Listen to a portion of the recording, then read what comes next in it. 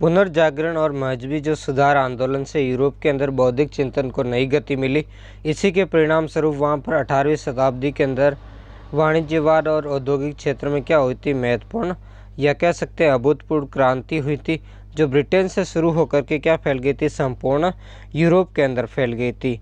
इसके द्वारा क्या हुआ था, इसके द्वारा घरेलू हस्तशिल्प और हथकरघा जो उद्योग थे उनकी जगह पर क्या आता, उनका स्थान कारखाना पद्धति ने ले लिया, जिससे उत्पादन में अत्यधिक वृद्धि हो गई। हालांकि ये वृद्धि कोई अपेक्षित नहीं थी।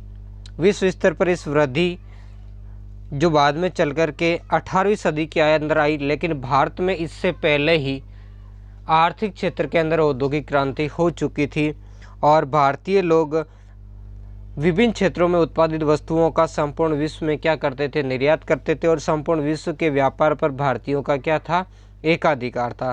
भारतीयों ने बड़े बड़े जलयान बना लिए थे, विभिन्न क्षेत्र के उद्योग स्थापित कर लिए थे और उनके द्वारा जो भारतीय वस्तु है उनका विदेशों के अंदर क्या किया करते थे, निर्यात करते थे।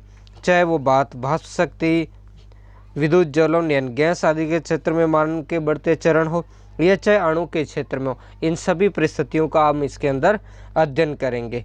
तो नमस्कार, आप सभी का मेरे चैनल कबीर क्लासेस 58 के अंदर स्वागत है। इस वीडियो को लाइक करें और लाइक करने के साथ अपने दोस्तों के बीच में भी शेयर करें और साथ में मेरे चैनल को सब्सक्राइब करना भी नहीं भूलें। अब पढ़ेंगे इसमें विस्तार से। मानव सभ्यता के प्रारंभ से ही 19वीं सदी तक पूर्व तक दुनिया का सारा कामकाज संभवतः हस्तचालित, हस्त का मतलब होता है हाथ से चलने वाले औजारों के द्वारा किया जाता था, यानी हाथ से चलने वाली मशीनों के द्वारा ही कामकाज किया जाता था। मानव ने ऊर्जा के कई नए स्रोतों की खोज की, उसके तरीके बताएं, विभिन्न प्रकार की चीज़ें वस्तु जिनके माध्यम से मानव क्या कर सके, ऊर्जा उत्पन्न कर सके और उनके उपयोग से उनकी कार्य शक्ति की कोई सीमा नहीं। जब मानव ने इस जो नए स्रोत खोजे किसकी, ऊर्जा के, और फिर उन ऊर्जा को उसने कार्य शक्ति के अंदर बदल दिया, तब उसकी क्या हुई, कोई सीमा, क्योंकि अब उसके पास उत्पादन करने के बहुत सारे रास्ते अब हो गए और इसके माध्यम से वो पहले के मुकाबले कम समय में अधिक उत्पादन करने लगा और कुशलतापूर्वक उसका क्या करने लगा, उत्पादन करने लगा। इसमें मुख्यतः शक्ति के रूप में वाष्प शक्ति, विद्युत ज्वलन और गैस आदि के क्षेत्र में मानव के बढ़ते हुए चरण थे, जिनकी परिणति परमाणु ऊर्जा के आविष्कार से क्या हुई थी, पूर्ण हुई थी। यानी परमाणु ऊर्जा का आगे चल करके इस ऊर्जा के क्षेत्र में क्या हुआ था, आविष्कार हुआ था। तो इस तरीके से सभी क्षेत्रों के अंदर मानव ने अपनी क्या की थी, अभूतपूर्व प्रगति की थी और इन्हीं अभूतपूर्व प्रगति के कारण ही मानव औद्योगिक विकास की ओर बढ़ पाया था और इसके द्वारा वो बड़े पैमाने पर अब क्या करने लगा, उत्पादन करने लगा। ये मशीन है प्रारंभ के अंदर जो औद्योगिक मशीन है, इस मशीन को आप देख सकते हो, थोड़ा सा छोटा कर लेता हूँ, ये पूरी मशीन है। अब देखेंगे जो भारतीय भूमिका है वो कैसी, कि दुनिया में भारत कुटीर उद्योग के से संपन्न ऐसा देश था जहां अति प्राचीन काल से ही लौह भट्टियों से उच्च स्तर का क्या किया जाता था, इस्पात तैयार किया जाता। यानी प्राचीन समय में भारत औद्योगिक क्षेत्र के अंदर क्या था, आगे था। यानी विभिन्न जो कुटीर उद्योग थे, जो क्या थे, घरेलू उद्योग थे, उनके अंदर क्या था, विभिन्न प्रकार के उद्योगों में नई नई वस्तुओं का क्या होता था, उत्पादन होता था, जिनमें लौह भट्टियाँ भी थी, जिनसे उच्च स्तर का यानी अच्छी क्वालिटी का क्या किया जाता था, इस्पात तैयार किया जाता था, जो वर्तमान के अंदर जो तैयार इस्पात से कई गुना बेहतर होता था और ऐसा इस्पात आज के जो वैज्ञानिक युग में अभी तक तैयार नहीं कर पाए। इसका ज्वलंत उदाहरण है दिल्ली का लौह स्तंभ, जो दिल्ली के अंदर मेहरौली के अंदर स्थित है लौह स्तंभ, जो गुप्त वंश के शासक चंद्रगुप्त द्वितीय का माना जाता है। इसके जो बिना किसी जंग के सालों हजारों सालों तक वो खुले आसमान के नीचे खड़ा है, विभिन्न प्रकार के उसने बारिश से, अंधड़े, है ना, झाड़ झंझाड़ सभी को झेला और जो दिल्ली का प्रदूषण है उस प्रदूषण को भी झेलते हुए आज तक खड़ा है, लेकिन फिर भी पर आज तक जंग नहीं लगा, जो उस समय की भारतीय धातु कला का बहुत ही अच्छा नमूना प्रस्तुत करता है कि भारतीय क्षेत्र में कितने आगे थे यूरोप से। जब तक यूरोप से ही ढंग से सीखा भी नहीं था, रहना भी, उससे भी पहले समय में भारत इन क्षेत्र में बड़ा ही विकसित था। कृषि की उन्नत किस्में एवं बदल कर, यानी कृषि की उन्नत किस्मों की जानकारी, जैसे अमरकोश है और भी बहुत सारे हमारे प्राचीन साहित्य, उनके अंदर कृषि की उन्नत किस्मों की जानकारी मिलती है। फसलों को बदल बदल कर बोने और उससे होने वाले लाभों की जानकारी मिलती है और मिश्रित कृषि यानी एक साथ कई फसलों का कैसे उत्पादन किया जाता है, ये सभी क्या है, भारत की ही देन है। इसके अलावा बांध और सेतु निर्माण में भी भारत ने दुनिया को दिशा दी थी।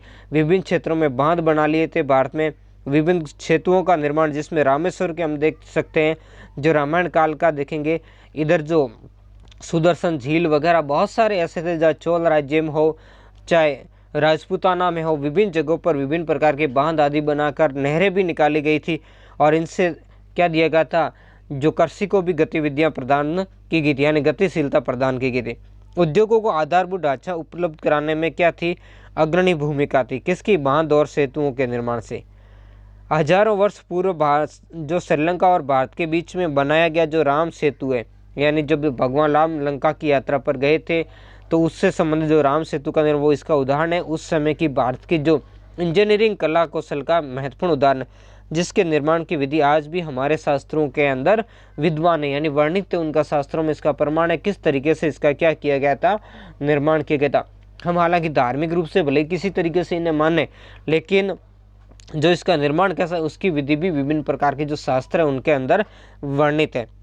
वर्तमान में 19वीं शताब्दी से पूर्व कृषि, उद्योग, व्यापार और वाणिज्य की उत्तम व्यवस्था भारत में वर्षों पूर्व विद्वान रही थी।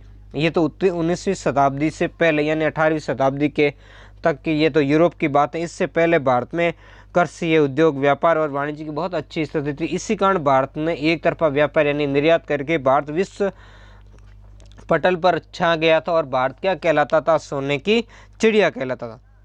जबकि दुनिया में तथाकथित हजारों विकसित राष्ट्रों द्वारा 19वीं सदी में ही क्या किए गए, नए प्रयोग प्रारंभ किए गए, जबकि भारत में इससे पहले ही काफ़ी सारे प्रयोग कर लिए गए थे।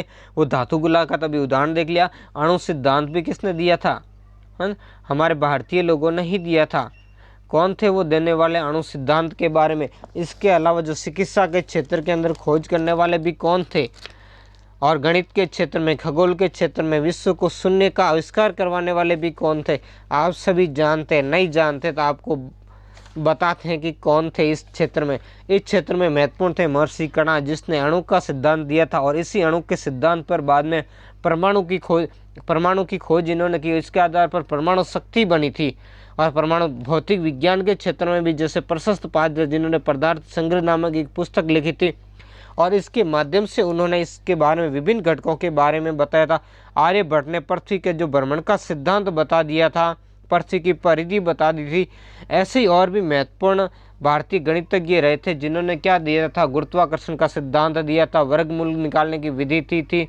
और भी कितने सारे गणित में, खगोल शास्त्र में कहो या विज्ञान में कहो या चिकित्सा में सर्क से जो विद्वान थे, सुश्रुत, धन्वंतरी जैसे कितनों की बात की जाए तो इन सभी ने सभी क्षेत्रों में, चाहे वो गणित के क्षेत्र हो, चाहे फिजिक्स, केमिस्ट्री, बायो, किसी क्षेत्र में वो भारतीय उस समय क्या थे, आगे थे। हालांकि बाद के समय के अंदर अगर हम भूल गए और उसी ज्ञान को, और काफ़ी सारी जो जड़ता, उस जड़ता ने हमारी सभ्यता और संस्कृति को जकड़ लिया। और जब एक नकली धर्म के ढांचे के अंदर हम क्या कर लिए, जकड़ लिए गए, जिसके कारण बाद के समय के अंदर क्या हुआ, समुद्री यात्रा पर भी पाप घोषित कर दिया, उस पर रोक लगा दी, धर्म विरुद्ध घोषित कर दिया। और ऐसी काफ़ी सारे जिससे ज्ञान विज्ञान के क्षेत्र में हमारा संचित ज्ञान क्या करवा दिया गया था, नष्ट करवा दिया गया था। अब देखेंगे औद्योगिक क्रांति, इसका अर्थ क्या था। तो औद्योगिक क्रांति का सबसे पहले हम देखेंगे अर्थ। महत्वपूर्ण रूप से यही है कि औद्योगिक क्रांति थी क्या। तो औद्योगिक क्रांति का तात्पर्य उत्पादन प्रणाली में हुए उन आधारभूत परिवर्तनों से जिनके फलस्वरूप जन संसाधनों को अपने परंपरागत कृषि, व्यवसाय और घरेलू उद्योग धंधों को छोड़कर नए प्रकार के व्रत यानी बड़े उद्योगों में काम करने तथा यातायात के नवीन साधनों का प्रयोग करने का क्या मिला था, अवसर मिला था। यही क्या थी, औद्योगिक क्रांति थी। यानी क्या था, अब 18वीं सदी की जो बात कर रहे हैं, 18वीं सदी के उत्तरार्ध के अंदर आर्थिक और तकनीकी क्षेत्र में जो परिवर्तन आए थे, जिनके फलस्वरूप घरेलू और हस्तचालित, है ना, ये हस्तशिल्प कह सकते हैं, हस्तकरघा कह सके, आदि स्थानों, जो आदि उद्योग थे, उसका स्थान अब किसने ले लिया था, व्रत उद्योग यानी कारखाना पद्धति से ले लिया था। जिससे क्या परिवर्तन हुआ, जिससे उत्पादन के अंदर क्या हुई, अत्यधिक वृद्धि हुई। पहले हस्तशिल्प से, घरेलू उद्योगों से, इनसे क्या होता था, उत्पादन कम होता था। अब उत्पादन के अंदर क्या हुई, बड़े पैमाने पर उत्पादन होने लगा। इसी से ही क्या हुआ, औद्योगिक क्रांति की शुरुआत हुई थी। औद्योगिक क्रांति शब्द का प्रयोग यूरोपीय विद्वानों में फ्रांस के जॉर्ज मिशले किसने किया था? फ्रांस के। इसको ध्यान रखना है कि किसने इसका औद्योगिक क्रांति शब्द का प्रयोग? यूरोपीय विद्वानों फ्रांस के जॉर्जिस मिशले और जर्मनी के थे काइड्रिक एंजम द्वारा किया गया। इन्होंने इस शब्द का क्या किया गया था? प्रयोग किया था। इसके अलावा एक और व्यक्ति थे अर्नोल्ड टाइनबी, है ना। अर्नोल्ड टाइनबी थे। इन्होंने अपनी पुस्तक थी lecture on the industrial revolution में भी ये स्पष्ट किया कि औद्योगिक क्रांति कोई आकस्मिक घटना नहीं, वरन ये विकास की क्या है? एक सतत प्रक्रिया। यानी कोई भी घटना घटित होती है वो आकस्मिक यानी एकाएक नहीं हो जाती, एकदम से नहीं हो जाती। उसके लिए पीछे काफ़ी सारे कारण, काफ़ी सारा प्रोसेस जिम्मेदार रहता है। यानी वो क्रमबद्ध होती है। सतत का मतलब वो क्रमबद्ध होती है, लगातार वो काफ़ी समय तक क्या होती है? जारी रहती है ना। तो इस तरीके से औद्योगिक क्रांति है वो भी काफ़ी लंबे समय की एक व्यवस्था थी, उसी का ही परिणाम था। यानी उन्होंने बताया, अर्नोल्ड टोइनबी के अनुसार कहना था कि वो सतत प्रक्रिया का मतलब है कि उन्होंने इस संदर्भ में कहा था, जो ब्रिटेन के संदर्भ में इन्होंने कहा था कि ब्रिटेन में औद्योगिक विकास में 1760 से 1820 के बीच में हुए थे, उन्हीं को ही कहा था ये सतत प्रक्रिया का इसके अंदर वर्णन है। जबकि इतिहासकार G.W. साउथगेट के अनुसार औद्योगिक क्रांति औद्योगिक प्रणाली में परिवर्तन था, जिसमें हस्तशिल्प के स्थान पर शक्ति संचालित यंत्रों को काम में लिए जाने लगा तथा औद्योगिक संगठन में क्या हुआ? परिवर्तन हुआ। इन्होंने कहा था हस्तशिल्प जिससे कम उत्पादन होता था, हाथ से चलने वाली चीज़ें, उसकी जगह शक्ति से संचालित अब चीज़ों का क्या हो गया? प्रयोग हो गया, जिससे औद्योगिक संगठन बदल गया, क्योंकि अब उत्पादन अधिक होने लग गया और साथ साथ में इसके लिए विभिन्न प्रकार की मशीनों के उपकरणों के प्रयोग से इसके लिए क्या होगा? अब घर के अंदर काम नहीं होकर के उद्योगों के लिए विशेष अलग से क्षेत्रों की क्या होने लगी? स्थापना होने लगी। यानी कह सकते हैं कि इस का सूत्रपात शताब्दियों पहले हो गया था, जो क्रमश अपनी लगातार गति के द्वारा आज भी जारी, अभी भी क्या है? इसका बंद नहीं हुआ है ना। इसका आज भी वर्तमान समय के अंदर ही जारी, यानी घरों में जो उद्योग चलाने हैं उसकी जगह अब क्या होने लगे? चलाने की अपेक्षा अब क्या होने लगा? कारखानों के अंदर काम होने लगा। अगले इतिहासकार है C.D. हेजन। उनका क्या मत है? उनका अलग ही मत है। उनका मत है कि कुटीर उद्योगों का मशीनीकरण औद्योगिक जो क्रांति है वही है। कुटीर उद्योगों का मशीनीकरण करना ही क्या है? औद्योगिक क्रांति। कुटीर उद्योग जो एक परिवार करता था, जिसका काम परिवार के सभी सदस्य हाथ बटाते थे, यानी हाथ से काम होता था, जबकि उसकी जगह अब काम किससे होने लग गया? अब मशीनों से हो गया, उसका मशीनीकरण हो गया, यानी उसकी जगह मशीनों का प्रयोग होने लगा था।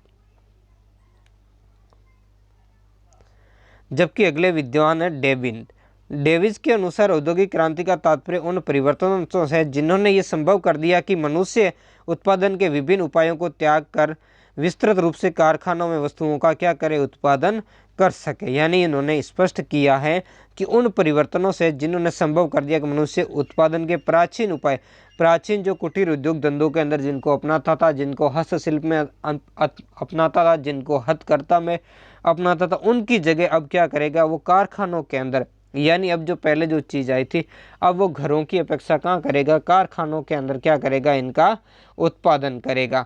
और अब उत्पादन पहले के मुकाबले बढ़ जाएगा, मशीनों के कारण अब उसकी परिस्थितियाँ बढ़ जाएगी, उसके काम करने का तरीका बदल जाएगा।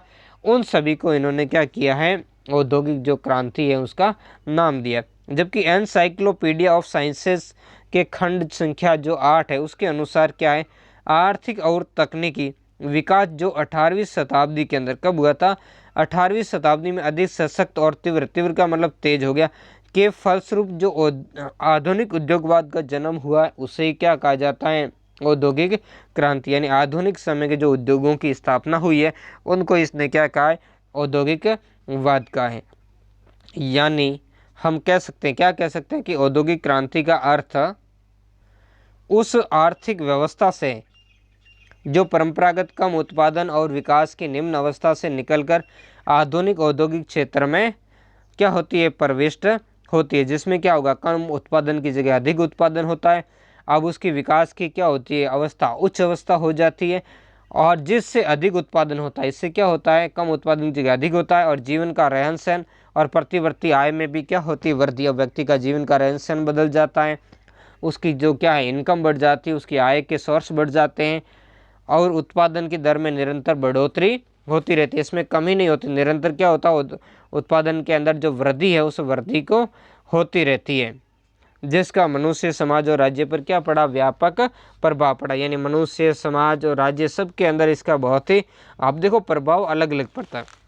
काफ़ी अच्छा भी प्रभाव पड़ा और इसका बाई प्रोडक्ट यानी इसके काफ़ी सारे ऐसे प्रभाव जो इसके खराब भी थे। इन सभी प्रभावों का तो हम इससे अगले वाले जो आने वाले पार्टों के अंदर अध्ययन करेंगे कि किस तरीके से इस औद्योगिक क्रांति से परिवर्तन हुए थे। अब देखेंगे औद्योगिक क्रांति से होने वाले परिवर्तन यानी बदलाव। यह ऐसा कह सकते हैं औद्योगिक क्रांति से कौन कौन से बदलाव आए, आपसे ऐसा पूछा जा सकता है औद्योगिक क्रांति से आए बदलावों को संक्षिप्त में वर्णन कीजिए। तो संक्षिप्त रूप में हम इनको देखेंगे। यानी उत्पादन के लिए जो कार्य पहले हाथ से किए जाते थे अब वह शक्तिशाली यंत्रों से किए जाने लगे। किससे किए जाने लगे, शक्तिशाली। यानी पहले जो काम हाथ से होता तो हाथ से क्या होता था, कम उत्पादन होता था। इसी कारण अब जब उसकी जगह वही काम शक्तिशाली यानी मशीनों से होगा तो पहले के मुकाबले के अंदर क्या होगा, ज़्यादा काम होगा। तो वही क्या हुआ था, यही इसके अंदर क्या आया था, बदलाव आया था।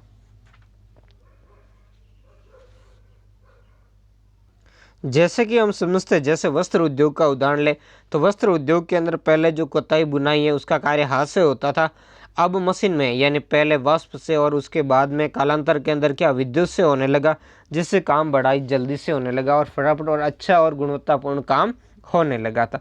दूसरा देखेंगे इस्पात की बढ़ती मांग की पूर्ति के लिए इस्पात बनाने के किया को स्थापित किए जाने लगे, कारखाने स्थापित किए जाने लगे। क्योंकि विभिन्न चीज़ों का मशीनीकरण करने के लिए यानी मशीनें आदि बनाने के लिए किसकी मांग थी, इस्पात की मांग थी। कारखानों के लिए भी क्या चाहिए था, इस्पात चाहिए था। तो इन सब के कारण क्या हुआ था, इस्पात उद्योगों की यानी इस्पात बनाने के अलग से कारखानों की स्थापना की थी। इसके अलावा तीसरा पॉइंट वो हम देखेंगे। अब क्या होगा, कृषि कार्य में यानी जो खेती का कार्य उसमें शक्ति चालित मशीनों का प्रयोग होने के कारण छोटे छोटे खेतों के स्थान पर क्या किए, बड़े बड़े फार्मों की अब क्या की जाने लगी, खेती की जाने लगी।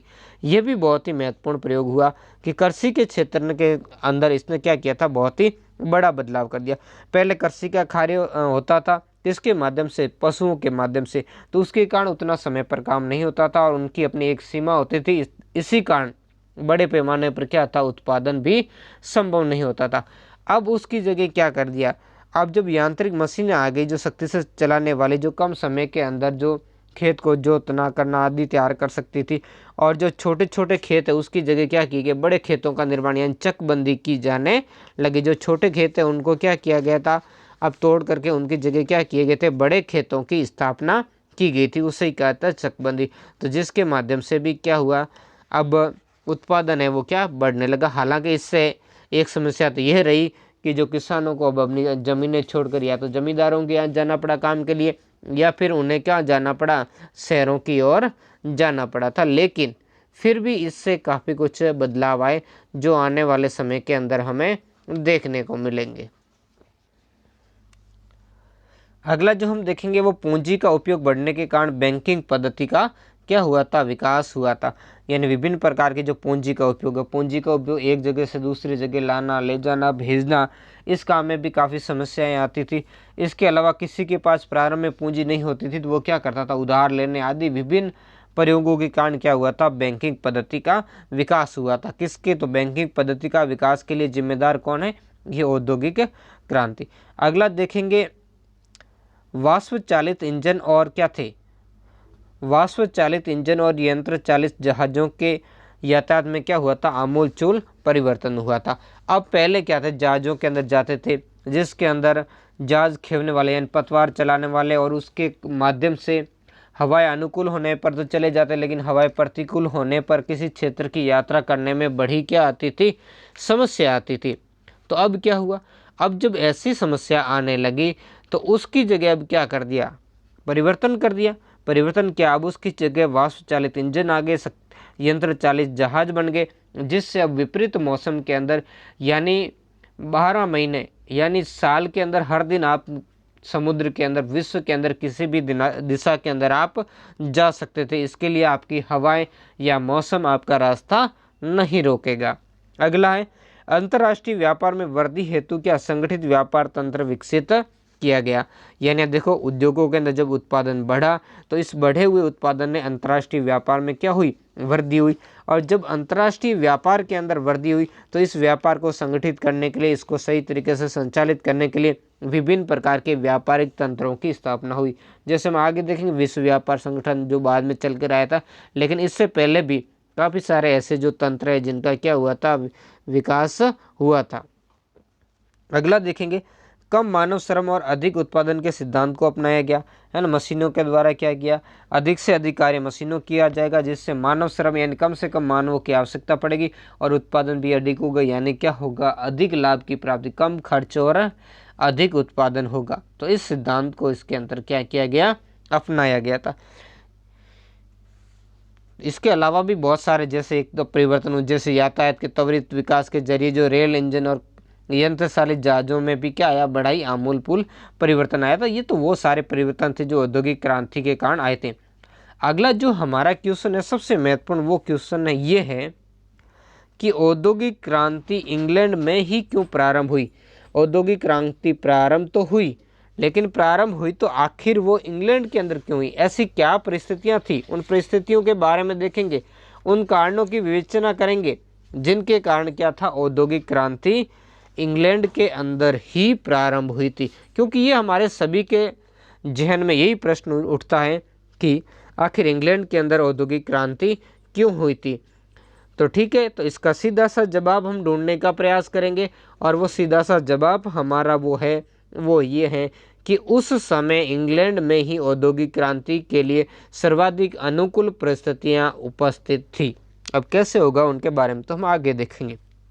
तो इंग्लैंड पहला देश था जहां सबसे पहले आधुनिक औद्योगिकरण का अनुभव किया गया।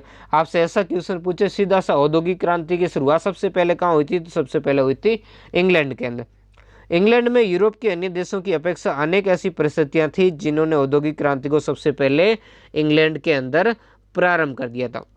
अब देखो परिस्थितियां क्या थी, उन परिस्थितियों के बारे में भी बात करेंगे। जैसे इंग्लैंड में वाणिज्यवाद के अंतर्गत 17वीं शताब्दी के अंत तक उत्पादन क्या हुआ था, उसकी उच्चतम सीमा तक क्या हुआ था, यानी अधिकतम सीमा तक पहुंच चुका था। और अब कहीं उपकरणों या कह सकते हैं विधियों के उत्पादन में इसके अलावा वृद्धि संभव नहीं थी। तब क्या हुआ, नए उत्पादनों की खोज प्रारंभ हुई और खोज इन खोज के बाद में जो इनसे जुड़ी खोजों को अपनाने के लिए क्या था, धन और साहस की जरूरत थी। तो इस क्षेत्र में निरंतर निवेश किया गया।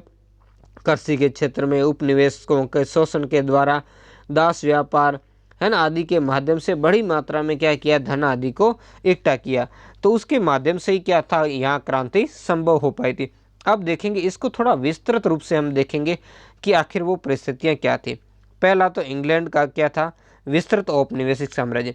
इंग्लैंड में 18वीं सदी के औपनिवेशिक साम्राज्य ने कच्चा माल और नवीन बाजार उपलब्ध हुए, जबकि यूरोप के अन्य देशों के पास में नहीं थी। जैसा कि अभी मैंने बात कहा कि अगर कोई खोजें करनी है या खोजों को अपनाना है, जाना है, ढूंढना है, नए इलाके करने, तो उसके लिए क्या चाहिए, धन और साहस की तरह।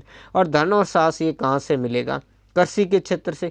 कृषि के क्षेत्र से भी उतना नहीं, तो उसके लिए इन्होंने क्या किया, इंग्लैंड ने औपनिवेशिक, इंग्लैंड के पास विशाल औपनिवेशिक साम्राज्य था, जिसमें उसने भारत के अंदर बंगाल में जो लूट प्रारंभ की थी, उस लूट के कारण ही इंग्लैंड के अंदर औद्योगिक क्रांति संभव हो पाई थी। यानी बाहर से बड़ी मात्रा में अब धन कहाँ भेजे जाने लगा, इंग्लैंड के अंदर भेजा जाने लगा। इसके अलावा उसने दास व्यापार किया। दास व्यापार के द्वारा भी वहाँ के व्यापारियों के पास काफ़ी धन का संचय हो चुका था।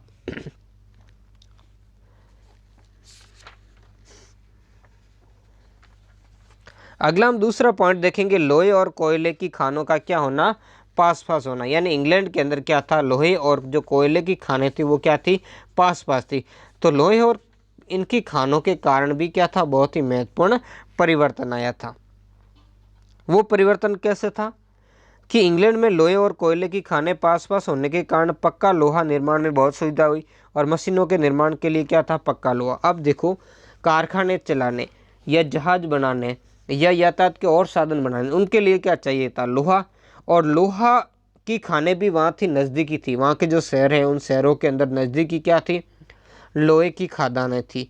और लोहे की खदानें नज़दीक स्थित होने के साथ अब लोहे को क्या करना पड़ेगा, गलाना पड़ेगा, क्योंकि लोहा तो बाद में, पहले इसके ऐसे को गलाना पड़ेगा, गला कर उसको क्या करना पड़ेगा, उसको शुद्धिकरण करके फिर उससे क्या करना पड़ेगा, लोहा प्राप्त करना। इसके लिए क्या चाहिए, भाप देनी पड़ेगी। तो भाप के लिए क्या चाहिए, कोयला। तो कोयले की खदानें भी, जहाँ से लोहा प्राप्त होता था उसके पास में ही क्या थी, कोयले की खदानें थी। इसके कारण भी औद्योगिक क्रांति है जिसकी शुरुआत क्या से हुई थी, सबसे पहले इंग्लैंड से ही हुई थी। अगला तीसरा पॉइंट जो हम देखेंगे वो है उपभोग के अनुरूप उत्पादन। उपभोग यानी फ्रांस का आया जो निर्यात व्यापार क्या था, उच्च कोटि की विलासी वस्तुओं से संबंधित था और विलासी वस्तुओं का उपयोग हमेशा सीमित रहता है। कम ही लोग और जो धनवान लोग होते थे, उच्च लोग होते हैं, वही इसका क्या करते हैं, उत्पादन करते। यानी क्या होगा, अब देखो एक तो उत्पादन भी सीमित होता है विलासी वस्तुओं का। दूसरा इसका सबसे बड़ा कारण है उपभोग। उपभोग कम होता है। उपभोग कम कैसे, जैसे विलासिता की वस्तुओं का प्रयोग व्यक्ति तभी करेगा जब उसके पास में अधिशेष होगा। अतिशेष होगा तभी व्यक्ति विलासी वस्तुओं के ऊपर खर्च करेगा। तो यानी इस पर कौन खर्च करेगा, इन पर अधिकतर खर्च करेंगे उच्च वर्ग के लोग। और उच्च वर्ग के लोग यानी धनवान लोग जो कम होते थे, अधिक संख्या लोग क्या होते हैं, गरीब, जो इन वस्तुओं का प्रयोग नहीं करते थे। इसी कारण इंग्लैंड इस क्षेत्र के अंदर क्या हो गया, पिछड़ गया, है ना। जबकि इंग्लैंड ने क्या किया, इंग्लैंड ने देखेंगे आगे। तो इंग्लैंड का जो निर्यात व्यापार था वो उन वस्तुओं का था जिनकी जरूरत बड़ी मात्रा में रहती थी। यानी हमेशा कैसा भी मौसम रहो, कैसी भी परिस्थितियां रहो, उन सब के अंदर क्या था, इन वस्तुओं की आवश्यकता थी। यानी आम जरूरत से जुड़ी ये वस्तुएं थी। इस कारण इनका हर समय क्या रहता था, इनकी आवश्यकता बनी रहती थी। इंग्लैंड का विश्वास था कि यदि उन्हें और अधिक सस्ता बनाने के साधन खोजे जाए तो उनका बाजार और भी बढ़ सकता है। यानी इंग्लैंड इस चीज़ पर, जो रोज़मर्रा की वस्तुएं, उन चीज़ों पर ध्यान दे रहा था और अधिक से अधिक क्या करता था, सस्ता उत्पादन बनाता था। और सस्ते उत्पादन के दम पर ही वो क्या करता था, अपने लिए नया क्षेत्र खोजता था और जिसमें सहायता उसका औपनिवेशिक स्वराज्य भी करता था, जो उसको औद्योगिक उत्पादन के लिए क्या करता था, कच्चा माल भी प्रदान करता था और साथ में उत्पादित वस्तुओं को खपाने का एक बड़ा बाजार भी था। इसलिए इंग्लैंड उन तौर तरीकों को अपनाने के लिए तैयार था जिनसे वस्तुओं का क्या हो, बड़ी मात्रा में उत्पादन हो। अगला है चौथा पॉइंट, अर्धकुशल कारीगरों की उपलब्धता। यानी इंग्लैंड के अंदर ये बहुत ही महत्वपूर्ण चीज़ है। जब इंग्लैंड में सामंती व्यवस्था भंग हुई तो बड़ी संख्या में अर्धकुशल कारीगर शहरों के अंदर जाकर बस गए।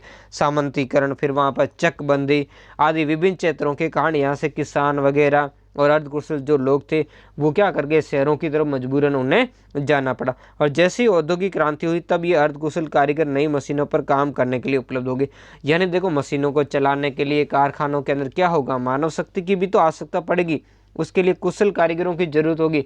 लेकिन बाद जब अर्धकुशल कारीगर उपलब्ध हो गए तो एक बार इनसे काम चला, फिर इनको भी सही तरीके से प्रशिक्षित करके उन्होंने क्या कर दिया था, इनका अपने क्षेत्र में क्या कर लिया था, उपयोग कर लिया था। यानी ऐसा कह सकते हैं कि इंग्लैंड को पर्याप्त मात्रा में सस्ते मजदूर उपलब्ध थे। जो गांवों में हुए कृषि संबंधी परिवर्तनों से बड़ी संख्या में ये लोग क्या हुए थे, बेरोजगार हो गए थे और ये अपने काम की तलाश के अंदर शहरों में गए थे और जहां पर इनके लिए क्या थी, मजदूरी उपलब्ध थी। अगला पॉइंट देखेंगे, फ्रांसीसी क्रांति व युद्ध। तो देखो, फ्रांसीसी क्रांति एवं नेपोलियन के युद्धों ने इंग्लैंड में औद्योगिक क्रांति के विकास में भी बहुत महत्वपूर्ण योगदान दिया। अब ये कैसे हो गया, ये भी देखेंगे। युद्ध के दिनों में इंग्लैंड को अपने सैनिक और अपने साथी देशों के सैनिकों की आवश्यकताओं की पूर्ति के लिए उत्पादन के तरीके, उनमें सुधार करने की आवश्यकता। देखो, हमेशा कहा जाता है कि आवश्यकता ही क्या होती है, आवश्यकता ही आविष्कार की क्या होती है, जननी होती। तो देखो, जो यहाँ से फ्रांसीसी क्रांति हुई, इससे भी क्या हुआ, जो फ्रांस के अंदर तो क्या था, उथल पुथल मची हुई थी। तो फ्रांस के अंदर जब उथल पुथल मची हुई थी तो इसी उथल पुथल का लाभ किसने उठा दिया, इसी उथल पुथल का लाभ उठाया था इंग्लैंड ने। यानी उसने अपना औद्योगिक उत्पादन क्या किया, अब बड़े मात्रा में उसने बढ़ा दिया था और अपने इस बढ़े हुए जो औद्योगिक उत्पादन है, उस उत्पादन को क्या किया था, उन्होंने विश्व के अन्य क्षेत्रों के अंदर क्या किया था, खपाना प्रारंभ कर दिया। साथ में नेपोलियन के युद्धों से इंग्लैंड के खुद के लिए, अपने मित्र राष्ट्रों की सुरक्षा के लिए, अपने सैनिकों के लिए नई नई आवश्यकता हुई। इसी कारण जो इनकी पूर्ति के लिए उत्पादन के नए नए तरीकों की खोज की गई। तो इसी से ही इंग्लैंड के अंदर सबसे पहले जो औद्योगिक है वो क्रांति प्रारंभ हो पाई थी। अगला देखेंगे, पूंजी की उपलब्धता। सबसे बड़ी चीज, हर किसी काम के लिए क्या चाहिएगा, पैसा। जब तक पैसा नहीं होगा तब तक कोई भी काम समय अनुसार पूर्ण नहीं हो सकता था। क्यों नहीं हो सकता था वो देखेंगे। यूरोप के अन्य देशों की अपेक्षा इंग्लैंड के पास बड़े बड़े कारखाने लगाने के लिए पूंजी उपलब्ध थी। तत्कालीन परिस्थितियां पूंजी संग्रह तथा उसके उपयोग को प्रोत्साहित करने के लिए अनुकूल थी। 18वीं शताब्दी में इंग्लैंड में उद्योगपतियों को ऋण प्राप्त करने तथा पूंजी जमा करने की क्या हो गई थी, सुविधा प्राप्त होती। यानी क्या था, नए उत्पादन उपकरणों की खोज के लिए जो धन था वो इंग्लैंड में था। अब कैसे हुआ, क्योंकि इंग्लैंड के जो कृषि में परिवर्तन हुए, उसने जो उपनिवेशों का शोषण किया, बाहर जैसे बहुत सारे पूरे विश्व के अंदर, उससे उससे बहुत धन प्राप्त हुआ था। अफ्रीकी गुलामों का उसने यानी दासों का उसने क्या किया, व्यापार किया, जिससे भी इनके पास पर्याप्त पूंजी का संग्रह था। इसके अलावा बहुत सारे इसने अमानवीय व्यापार भी किए और साथ में अन्य देशों के जहाज़ों को में अंदर भी लूटपाट की। इन सारी लूटपाट के द्वारा क्या हुआ था, इनके अंग्रेज व्यापारियों के बाद में बड़ी मात्रा में धन हो गया था। भारत के अंदर भी कैसे, आप सभी जानते हैं किस तरीके से लूट कर नंगा नाच इन्होंने खड़ा किया था, और इन सब के कारण उनके पास में क्या था, व्यापारियों के पास बड़ा धन था। अब धनी क्या करता, नए प्रयोगों और उनके क्या किए, उपयोग में आने, नए प्रयोगों के लिए धन अब क्या आने लगा, उपयोग में आने लगा था।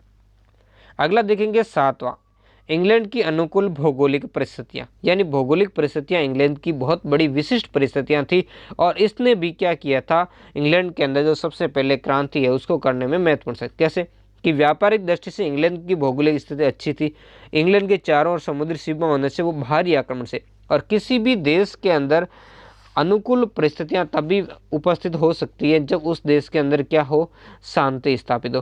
फ्रांस जो कि जैसे इसका मुख्य प्रतिनिधि था, वो अधिकांश समय तक ऐसी परिस्थितियां नहीं थी। अधिकांश समय में वो क्या था, या तो युद्धों में रहा, या क्रांति हुई, या वहाँ पर तानाशाह लोग थे जिन्होंने क्या था, उनको घेरे रखा था, जबकि यहाँ ऐसा नहीं था। इंग्लैंड के अंदर एक तो शासन व्यवस्था भी अच्छी थी, और इसके अलावा बाहरी आक्रमणों से जो चारों तरफ समुद्र स्थित होने के कारण क्या था, वो सुरक्षित था, युद्ध जनित हानियों से बचा रहा, और अपना औद्योगिक विकास। क्योंकि देखो संसाधन सभी के पास, लेकिन संसाधनों का युद्ध में झगड़ने के कारण उनका क्या होता था, युद्ध के अंदर अपव्यय हो जाता है, जबकि ऐसा यहाँ पर नहीं था। 8वां हम कारण देखेंगे, इंग्लैंड में हुई कृषि क्रांति ने भी क्या किया, औद्योगिक विकास को क्या किया, प्रोत्साहित किया। अब देखो कृषि ने कैसे, क्योंकि जब कृषि के क्षेत्र में आमूल, क्योंकि उद्योगों के लिए जो कच्चा माल कहाँ से होता है, कृषि से ही प्राप्त होता है। और जब उद्योगों की स्थापना हो जाए, लेकिन उसके लिए क्या हो, अगर कच्चा माल प्राप्त नहीं हो तो क्या हो, उससे औद्योगिक परिवर्तन होगा नहीं। तो जब कृषि के क्षेत्र में बहुत परिवर्तन हुआ, कृषि के क्षेत्र में नए नए आविष्कार हुए, जिससे क्या हुआ, उत्पादन बढ़ने लगा, और उत्पादन बढ़ने के कारण क्या हो गया था, बड़ी मात्रा में जो उद्योग थे उनके लिए क्या हो गया था, अब कच्चा माल उपलब्ध हो गया था। अगला 9वां पॉइंट देखेंगे, वैज्ञानिक आविष्कारों को प्रोत्साहन। इंग्लैंड यूरोप के अन्य देशों की अपेक्षा वैज्ञानिकों, राजनीति और मजहब यानी धार्मिक हस्तक्षेप से अधिक मुक्त रखता था, तथा वैज्ञानिक संस्थाओं को अधिक प्रोत्साहन देता था। यानी उन्हें अधिक से अधिक वैज्ञानिक जो उत्पत्ति है उनके अंदर ही उसको क्या करता था, लगाए रखता था। तो इसी कारण वहाँ के वैज्ञानिकों का इसलिए समय मिला, और इसी कारण वो सबसे अधिक आविष्कार भी यहाँ के जो वैज्ञानिक है कर पाए थे। यानी वो क्या थे, वैज्ञानिकों को जब समय मिलेगा तभी तो वो करेंगे, जबकि बाकी सारे देशों में, जैसे अभी भारत की परिस्थितियाँ हम देखें, या तो जाति व्यवस्था में, धर्म में, राजनीति में, सबके अंदर लोगों को, यहाँ तक कि जो रक्षा विशेषज्ञ होते हैं, जो नौकरशाह होते हैं, वैज्ञानिक वगैरह, इन सभी को ही घसीटा जाता है। तो ऐसी स्थिति में फिर क्या होगा, ऐसी स्थिति में कोई देश उन्नति नहीं कर सकेगा, नई नई खोजें नहीं कर सकेगा।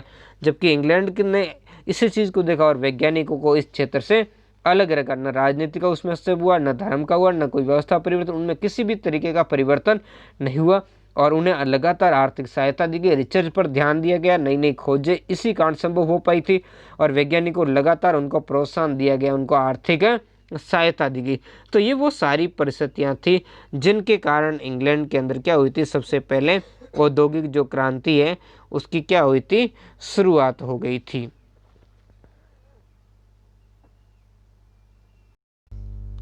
अब जो हमारा नेक्स्ट पार्ट है वो है औद्योगिक क्रांति के समय विभिन्न क्षेत्रों में हुए सुधार और आविष्कारों के बारे में जानना। तो इस क्षेत्र में किन किन क्षेत्रों में क्या क्या सुधार हुए, उन सभी सुधारों के बारे में हम क्या करेंगे, इस पॉइंट के अंदर हम जानने का प्रयास करेंगे। और इसमें सबसे पहले हम जानेंगे कृषि के क्षेत्र में क्या सुधार हुए, है ना, क्योंकि कृषि के क्षेत्र के सुधारों का अध्ययन किए बिना औद्योगिक क्रांति जो परिवर्तन आए थे उन परिवर्तनों को हम सही तरीके से क्या हो सकते समझ नहीं सकते। तो सही तरीके से इनको समझने के लिए हमें इन पॉइंटों के ऊपर क्या करना पड़ेगा, ध्यान देना बहुत ही जरूरी है। तो इसमें से सबसे पहला हम देखेंगे कृषि के क्षेत्र में। तो औद्योगिक क्रांति के सबसे पहले कृषि के यानी कहाँ हुआ था, सबसे पहले कृषि के क्षेत्र में क्या हुआ था, सुधार हुआ था, क्योंकि कृषि ही सबको क्या करती है, अच्छा माल प्रदान करवाती है। तो इसी कारण जब तक कृषि के अंदर सुधार नहीं होंगे तब तक बाकी क्षेत्रों में भी परिवर्तन उतने सुचारू रूप से नहीं हो पाएंगे। ये माना जाता है कि कृषि के बिना औद्योगिक क्रांति क्या है, संभव नहीं। तो बिल्कुल सही है, कृषि के बिना औद्योगिक क्रांति संभव भी नहीं है। 17वीं शताब्दी तक कृषि के क्षेत्र में सामान्यतः वही विद्या और उपकरण प्रयोग में लाए जाते थे जो कई शताब्दियों से प्रयोग में लाए जाते थे। यानी हम कह सकते हैं कि 17वीं शताब्दी तक कृषि के क्षेत्र में सामान्य रूप से पुरानी पद्धति को ही काम में लिया जाता था और कृषि की तकनीकी में कोई परिवर्तन नहीं हो रहा था। इसी परिवर्तन नहीं होने के कारण कृषि जन्य जो वस्तुओं की मांग राज्य की खपत से क्या थी, अधिक नहीं थी। यानी राज्य की जितनी खपत थी उतनी ही क्या थी, वस्तुएं उपलब्ध हो पाती थी। राज्य की मांग है ना, यानी मांग राज्य की खपत से क्या थी, अधिक नहीं थी। लेकिन जब कारखाना प्रणाली का विस्तार हुआ, किसका विस्तार हुआ, कारखाना प्रणाली का, यानी जैसे ही उद्योगों का क्या हुआ था, विस्तार हुआ, शहरों के अंदर आबादी बढ़ी, तो क्या हुआ, अधिक अन्न और कारखानों के लिए अधिक कपास की क्या बढ़ी मांग। अब जैसे कारखाने होने लगे तो शहरों में पहले मांग नहीं थी, लेकिन जब कारखाने स्थापित हो गए तब क्या होने लगे, गांव के जो किसान हैं वो क्या शहर में आने लगे। जबकि गांव के किसान शहर के अंदर जब रहने के लिए आए तो उनके लिए क्या चाहिए, उन किसानों के लिए जो शहर के अंदर आकर रहने लगे उनके लिए क्या चाहिए, अन्न चाहिए। तो इससे अन्न की मांग बढ़ी। इसके अलावा अब कारखानों में उत्पादन होगा तो कारखानों के लिए अधिक अच्छा माल चाहिए था, तो इससे क्या हो गया, उत्पादन बढ़ा, है ना। तो इसके लिए अधिक अच्छे माल का क्या करना था, उत्पादन करना पड़ेगा। और इसके लिए क्या होगा, पुरानी पद्धति से संभव नहीं होगा। इस कारण कृषि के अंदर कुछ ऐसी पद्धति लानी होगी जिससे क्या होगा, उत्पादन बढ़े। अतः कृषि जन्य वस्तुओं की मांग की पूर्ति के लिए कृषि के क्षेत्र में वैज्ञानिक तरीके से काम करना पड़ेगा। किस तरीके से होगा, वैज्ञानिक तरीके से जब काम करेंगे तभी क्या होगा, इसकी जो बढ़ी है मांग, उस मांग की क्या होगी, पूर्ति होगी। और कृषि उपयोगी मशीनों को बनाने की आवश्यकता क्या की जाने लगी, अनुभव की जाने लगी। यानी क्या होगा, कृषि का उत्पादन उसी अनुपात में बढ़ाना होगा जिस अनुपात में उसकी क्या मांग बढ़ी है। और ऐसा तभी संभव होगा जब कृषि के लिए नई नई उपयोगी मशीनें हैं उनकी आवश्यकताओं की क्या पूर्ति, वैसी मशीनों का क्या होगा, आविष्कार होगा। दूसरा कारण है, अब लोग मुनाफे के लिए क्या करते थे, खेती में पूंजी लगा रहे थे। इससे पहले केवल अपनी आजीविका चलाने के लिए ही कृषि का प्रयोग किया जाता था, जबकि अब लोग क्या थे, खेती का प्रयोग मुनाफे के लिए करने लगे। और वास्तव में कृषि क्षेत्र में पूंजी के प्रयोग ने कृषि में क्या ला दी, क्रांति ला दी। तो अब क्या होने लगा, अब लोग मुनाफा प्राप्त करने के लिए जब कृषि के क्षेत्र में पूंजी लगाने लगे तो उससे क्रांति क्या हो गई, क्रांति यानी कि खेती के क्षेत्र में नए नए क्या हो गए, आविष्कार हो गए। जिसमें सर्वप्रथम यॉर्कशायर का एक जमींदार था जेथरो टल। जेथरो टल ने क्या किया था, बीज बोने की जो क्या बनाई थी, सीड मशीन बना दी। बीज बोने की सीड ड्रिल नामक एक क्या की थी, मशीन बना दी, है ना, किसने, यॉर्कशायर के जो, जिससे क्या हो गया, इससे बीज बोने का जो कार्य अधिक व्यवस्थित और सुचारू रूप से होने लगा। पहले जहाँ हाथ के द्वारा होता था या फिर बैल के पीछे जो हल वगैरह होते थे उनसे होने लगा, लेकिन अब जब सीड ड्रिल आ गई तो इससे व्यवस्थित तरीके से निश्चित दूरी पर क्या होने लगा, बीजों का जो रोपण होने यानी उनकी बुआई होने लगी थी। एक अन्य अंग्रेज जमींदार था टाउनशेंड। ये सभी कृषि से संबंधित थे, किसी वैज्ञानिक लोगों ने आविष्कार नहीं किए, ये जरूरत और जमीन से संबंधित सामान्य लोग थे, उन्होंने ही आविष्कार किए, है ना। तो जो टाउनशेंड नामक जो व्यक्ति थे, इन्होंने भी क्या किया था, इस क्षेत्र में बहुत ही महत्वपूर्ण सुधार कर दिया। उन्होंने क्या किया, फसल चक्र का सिद्धांत दिया, जिसके अंदर क्या था, फसलों को बदल बदल कर बोने से भूमि की उर्वरा शक्ति बनाई जा सकती है। यानी उन्होंने कहा एक ही तरीके की जो फसल है उसको बोने से जमीन की जो उर्वरा शक्ति है, यानी जमीन का जो उपजाऊपन है वो क्या होता है, नष्ट होता है। जबकि फसलें बदल बदल करके बोएंगे तो उससे क्या होगा, जमीन की उर्वरा शक्ति बनी रहेगी, उसके अंदर नाइट्रोजन आदि की मात्रा क्या होगी, बनी रहेगी। अब परती छोड़ने की आवश्यकता नहीं, क्योंकि पहले एक ही तरीके की जब फसल बोई जाती थी तो जमीन को उपजाऊपन बरकरार रखने के लिए उस जमीन को कुछ समय के लिए क्या छोड़ दिया जाता था, परती छोड़ दिया, यानी कुछ समय के लिए बिना जोते ही छोड़ दिया जाता था। इस कारण क्या होता था, उत्पादन कम हो जाता था। जबकि अब क्या होने लगा, अब इस फसल बदलने की जो फसल चक्र सिद्धांत थे, इसके कारण अब ऐसा करना जरूरी नहीं था, क्योंकि फसल चक्र यानी बदल बदल करके बोने के कारण अब क्या होता था, ज़मीन की जो उर्वरा शक्ति है वो नष्ट नहीं होती थी, वो शक्ति उर्वरा शक्ति क्या होती थी, अब बनी रहती थी। और यही वो कारण था जिस कारण से अब उत्पादन की मात्रा यहाँ पर बढ़ने लगी, यानी तथा प्रति एकड़ फसल उत्पादन अब क्या हो गया था, अधिक हो गया था, यानी अब अधिक मात्रा में क्या होने लगा, उत्पादन होने लगा था। 1770 की ईस्वी के आसपास रॉबर्ट बेकवेल, ध्यान रखना बेकवेल नाम ध्यान रखना, तो इन्होंने पशुपालन के क्षेत्र में ही कार्य किया, ने कृषि के साथ साथ पशुपालन को एक लाभदायक व्यवसाय बना दिया। इससे पहले ठीक है कृषि करते थे और पशुपालन की तरफ लोग ध्यान नहीं देते थे, उसे सिर्फ दैनिक जो अपने घर की जो घरेलू आवश्यकताएं होती थी उसी के लिए पशुपालन किया जाता था। लेकिन अब उसने क्या किया, इस उद्योग को महत्वपूर्ण रूप से बना लिया।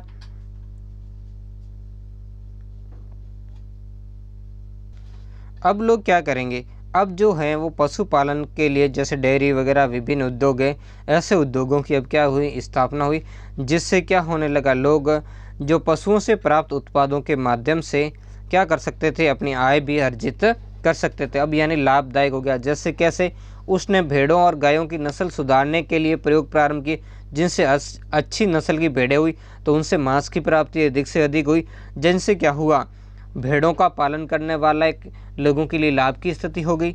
और गायों से क्या हुआ, गायों की नस्ल सुधारने से अब अधिक उनके लिए दूध आदि जो उत्पाद है वो गो उत्पाद उससे क्या होंगे, प्राप्त होंगे। और वैज्ञानिक प्रजनन पद्धति से नवीन प्रयोग से उसने क्या किया, पहले की अपेक्षा तिगुनी वजन की भेड़ें तैयार कर दी, जिससे किसानों की आय बढ़ेगी, क्योंकि तिगुनी वजन की भेड़ें होगी यानी उससे ज़्यादा मांस की प्राप्ति होगी, करने से सफलता प्राप्त की थी। ठीक है, तो ये इस तरीके से जो प्रयोग है उस समय किए गए थे।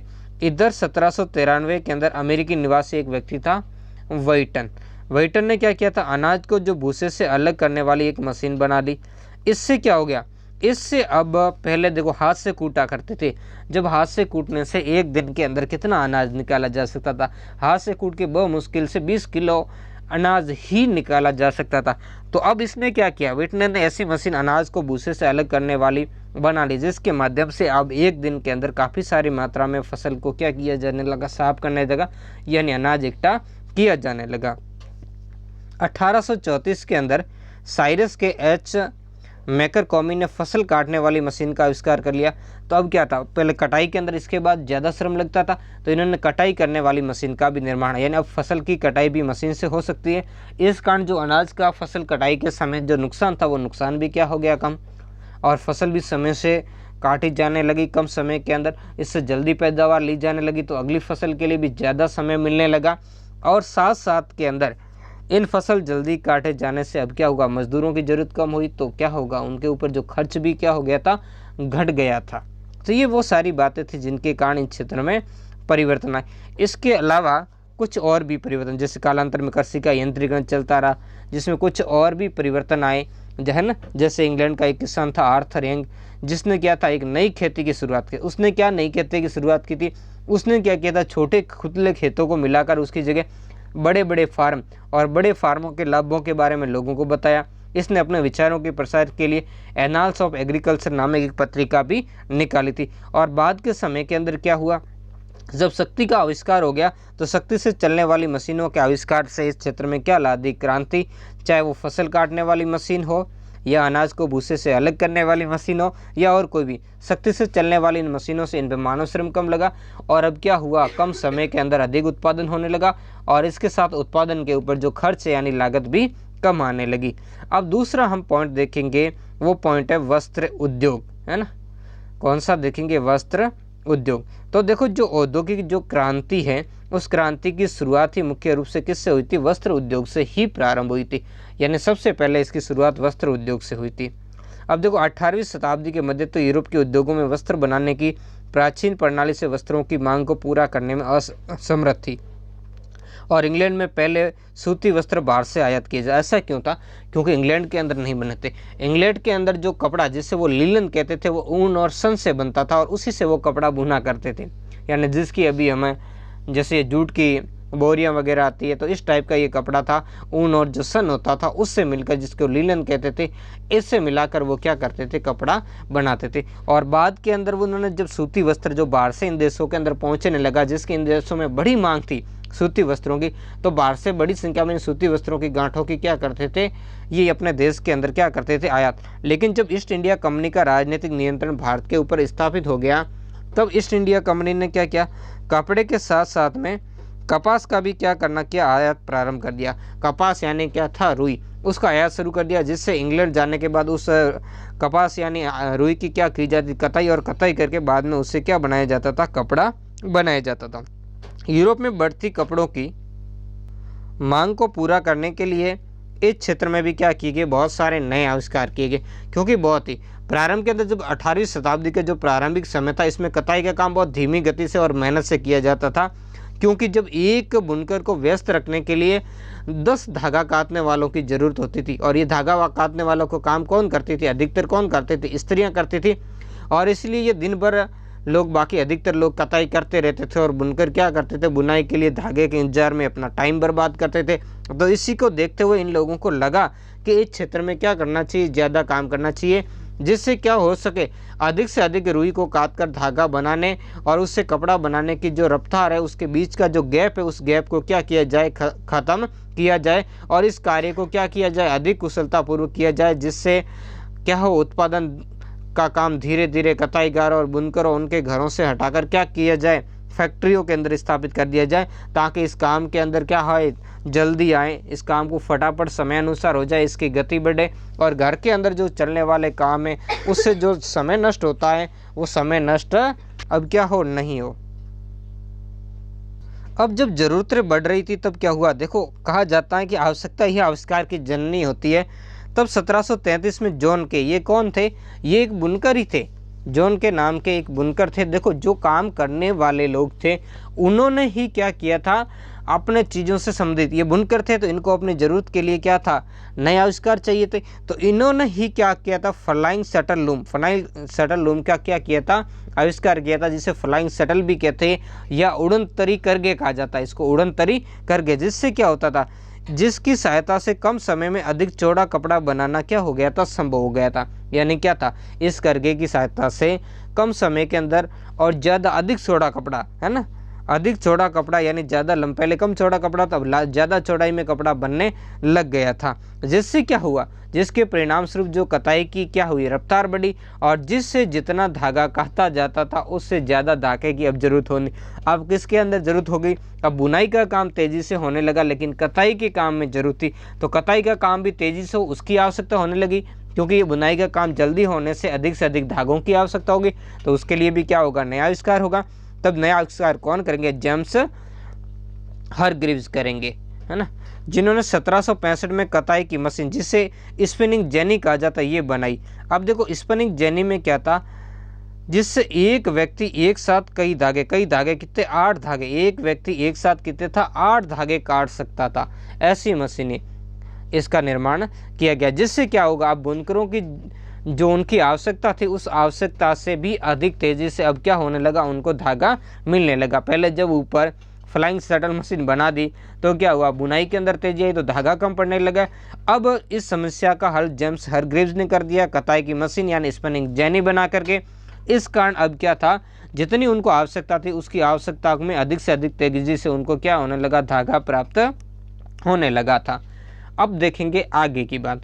अब देखो इसमें आगे क्या हुआ, 1769 ईस्वी के अंदर रिचर्ड आर्कराइट ने वाटर फ्रेम का क्या कर दिया, आविष्कार। किसका आविष्कार किया था, वाटर फ्रेम का। जिससे क्या हुआ, पहले की अपेक्षा क्या होने लगा, मजबूत धागा बनाने लगा।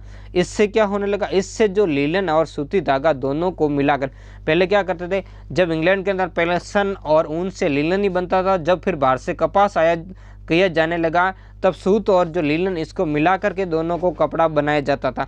तो अब उसकी जगह क्या हुआ, दोनों को मिलाकर कपड़ा बनाने की जगह केवल धागे से ही विशुद्ध सूती कपड़ा, अब केवल कपास का जो धागा होता था उसी से ही विशुद्ध सूती कपड़ा है वो बनाया जाने लग गया। तो इस तरीके से धीरे धीरे इस क्षेत्र में क्या हुए थे, महत्वपूर्ण सुधार आए थे।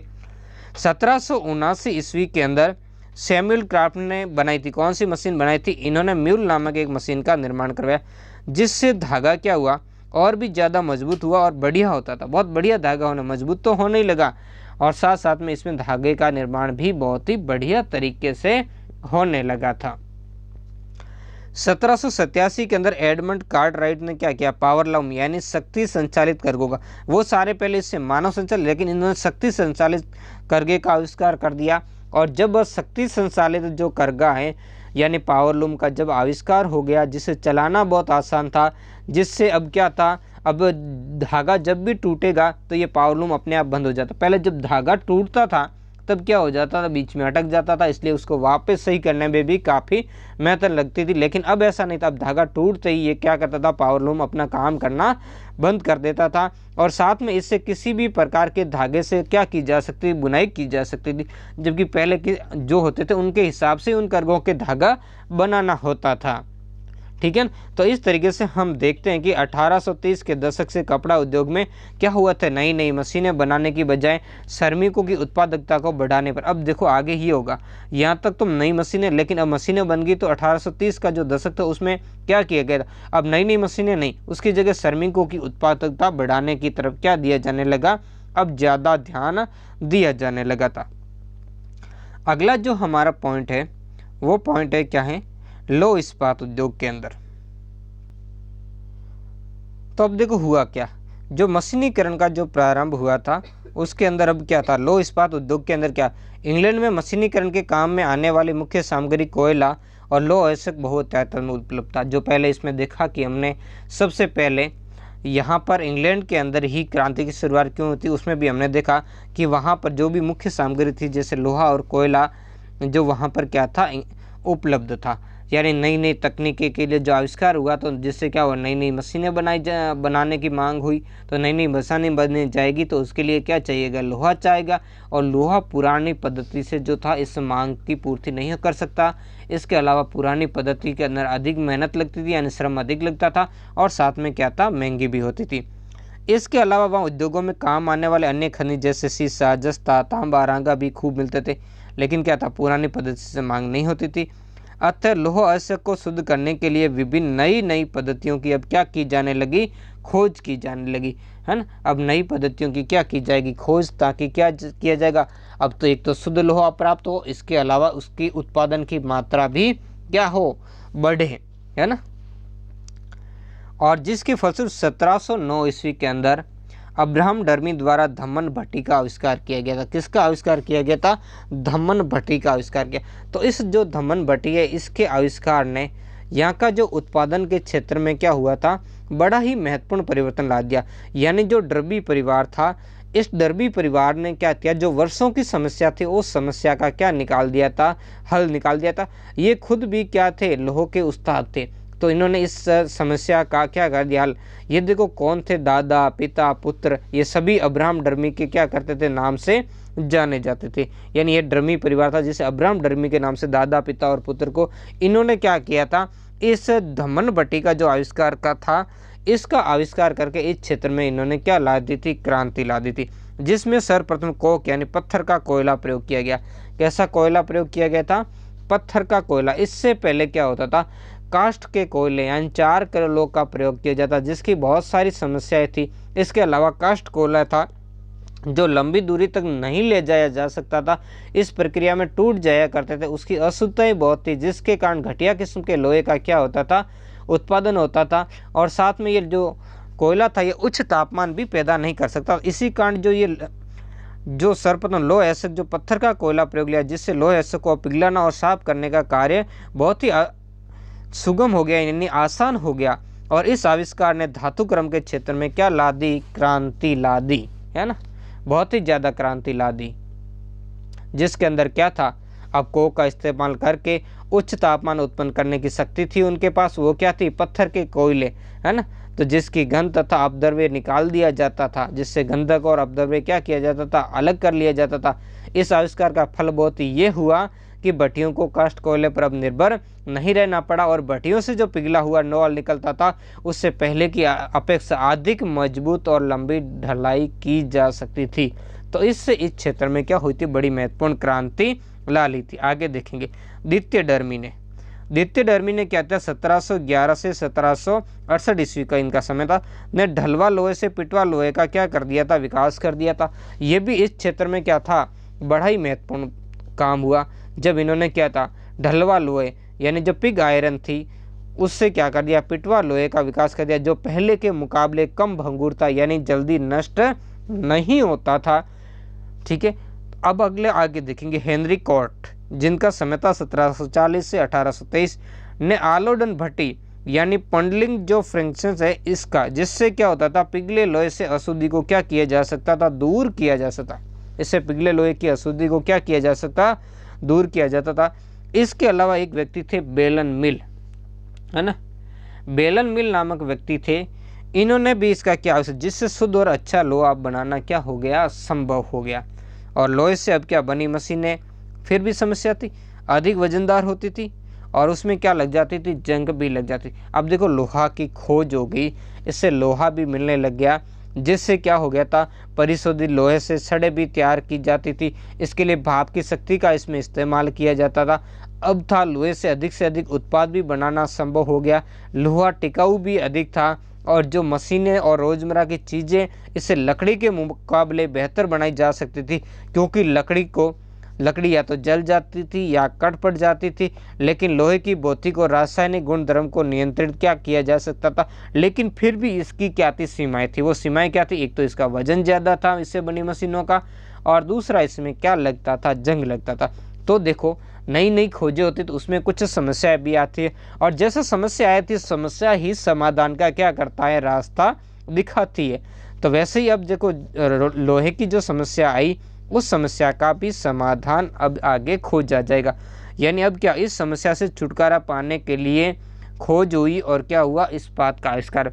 यानी ऐसी चीज़ की खोज हुई जिससे क्या हो, अब लोहे के ऊपर क्या हो, जंग नहीं लगे, या ऐसी चीज़ बनाए जिसमें क्या हो, जल्दी जंग नहीं लगे। तो इसके क्षेत्र में भी महत्वपूर्ण खोज हुई थी, और वो नई खोज थी, वो क्या थी, इस्पात की। और इस्पात ने इस समस्या को क्या कर दिया था, अब पूर्ण कर दिया था। इस्पात बनाने में लोहे में कुछ मात्रा में कार्बन, मैग्नीज और अन्य पदार्थों का क्या किया जाता था, उपयोग किया जाता था। अब देखो इस्पात एक तो लोहे की अपेक्षा हल्का होता था, तो इसी कारण इससे बनी मशीनों को एक जगह से दूसरी जगह पर आसानी से क्या था, स्थानांतरित किया जाए। इसके अलावा ये मजबूत होता था, लोहे के मुकाबले जंग रोधी होता था, इस पर जंग नहीं लगता था, और लचकदार यानी लचीला होता था। तो इससे मोड़ करके क्या किया जाता था, और भी नई नई जो वस्तुएं उनका क्या किया जा सकता था, निर्माण हो सकता था। नई वस्तुएं इससे क्या हो सकती थी, बनाई जा सकती थी, जबकि लोहा ऐसा क्या था, लचकदार नहीं था। अब अगला देखेंगे हेनरी बेसमैन, एक नई इस्पात। ये भी फिर भी इस्पात उतना अच्छा नहीं था, क्योंकि ये तो प्रारंभिक चरण। तब हेनरी बेसमैन ने इस्पात बनाने की एक और नई विधि खोदी, जिसे बेसमैन प्रक्रिया के नाम से जाना जाता। इस विधि से ढलवी लोहे से अब क्या होता, सीधा पहले ढलवा लोहे से पिटवा लोहा बनाता था, तो इस तरीके से काफ़ी, फिर पिटवा लोहे से क्या बनाता था, इस्पात बनता था। तो इसने क्या होता था, ढलवे लोहे से सीधा ही इस्पात बनाने के लिए जो विधि है, उस विधि को तैयार कर दिया था। तो ये क्या थी, ये बहुत ही, इससे क्या होने लग गया, अब आगे देखेंगे।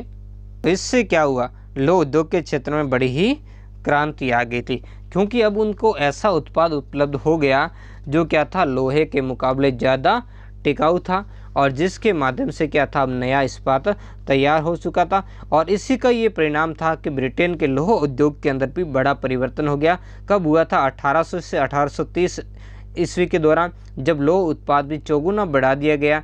और 1820 की बात करें, जहाँ क्या था, 1 टन जो ढलवा लोहा बनाने के लिए 8 टन कोयले की आवश्यकता थी, जबकि 1850 के आते आते ये 2 टन तक रह गई थी। यानी 1 टन ढलवा लोहा बनाने के 2 टन ही अब इसकी ज़रूरत रहेगी। तो ऐसे धीरे धीरे क्या हुआ था, तकनीकी के क्षेत्र में परिवर्तन से क्या हुआ, पहले के मुकाबले अच्छी चीज़ें बनने लगी, लागत में भी क्या आई थी, कमी आई थी। अगला हमारा पॉइंट होगा, वो होगा परिवहन के क्षेत्र में नवीन आविष्कार।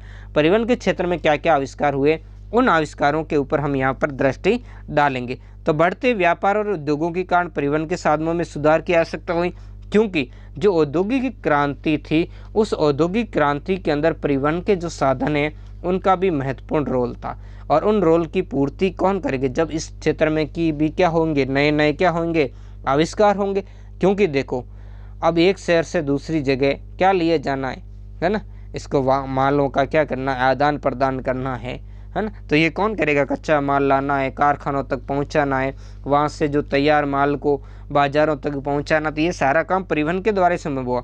तो परिवहन को आसान और सस्ता बनाने के लिए स्कॉटलैंड निवासी एक व्यक्ति है मकाडम ने सड़क निर्माण का एक क्या किया था, नया तरीका खोज दिया। ये भी बहुत ही महत्वपूर्ण है। इन्होंने जो सड़क निर्माण का नया तरीका खोजा, जिसमें क्या था, सड़क के निचले भाग के अंदर भारी पत्थरों की परत थी। पहले ऐसे सड़क बनाई जाती जो टूट जाती थी, तो इन्होंने कहा कि भाई ऐसा नहीं, ऊपर सीधा डामर से नहीं बनाया जाएगा। अब क्या, उसके नीचे भारी पत्थरों की परत और उसके बाद उसके ऊपर छोटे छोटे पत्थर रखे जाएं और फिर उसके बाद प्रारंभ में, हालांकि डामर नहीं था उस समय मिट्टी से बना, फिर मिट्टी रखी जाए ऊपर, ताकि उससे क्या हो, सड़कें टिकाऊ रूप से बन सके। तो इस तरीके से उन्होंने टिकाऊ रूप से इन सड़कों के निर्माण की तरफ क्या दिया था, ध्यान दिया था। भारी सामान का परिवहन सड़क मार्ग से क्या था, खर्चीला था, ज़्यादा खर्च आता था और असुविधाजनक था, यानी इससे सुविधा भी नहीं होती थी, तो सड़कें धंस जाती थी, है ना। कई जगह इसके और भी बहुत सारी इससे समस्याओं का क्या होती थी, उत्पत्ति होती थी। तो अतः भारी सामान के जो परिवहन के लिए सुगम और सस्ता परिवहन करने के लिए क्या हुआ था, नहरों का निर्माण हुआ था। अब देखो नहरें क्या थी, प्रारंभ के हम इसकी बात देखेंगे, प्रारंभिक जो नहरें कैसी थी, है ना।